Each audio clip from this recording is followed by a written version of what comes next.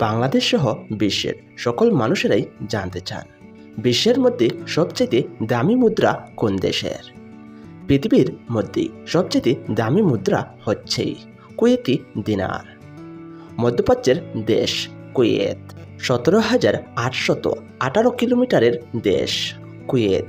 ছোট্ট এই দেশের টাকার মান বিশ্বের সবচেয়ে দামি মুদ্রা।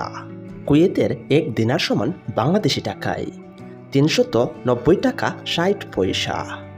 বাংলাদেশের সবচেয়ে বড় নোট হচ্ছে 1000 টাকার নোট। ঠিক তেমনই কুয়েতের সবচেয়ে বড় নোট হচ্ছে 20 টাকার নোট।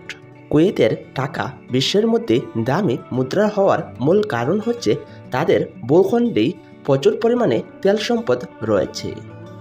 বর্তমান বিশ্বে সবচেয়ে বেশি ব্যবহৃত হয় ডলারে। বর্তমানে $1 সমান বাংলাদেশি টাকায় 119 টাকা 22 পয়সা। বিশ্বের সবচেয়ে দামি মুদ্রা কুয়েতের। কুয়েতের এক দিনারে আমেরিকার $3.28 হয়। তাহলেই দেখা গেল বিশ্বের সবচেয়ে দামি মুদ্রা হচ্ছে কুয়েতি দিনার। কুয়েত দেশটি তেল রপ্তানির দিক দিয়ে বিশ্বের 1 নম্বর স্থানে রয়েছে, যার কারণে তাদের মুদ্রার মান দিনকে দিন বেড়েই চলেছে।